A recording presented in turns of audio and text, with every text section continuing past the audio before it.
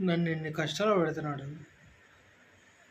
ఇంత కష్టాల్లో ఉండి కూడా ఇంత కూడా జాలి దయ లేదు ఆ దేవుడికి.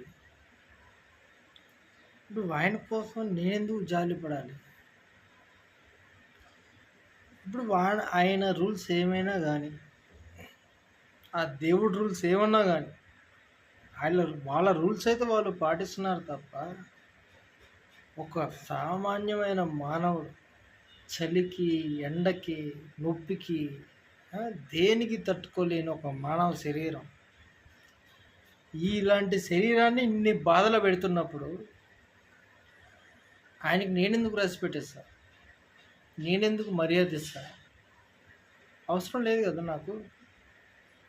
ఆయన మనకివ్వనప్పుడు రెస్పెక్ట్ నేనెందుకు ఇవ్వాలి?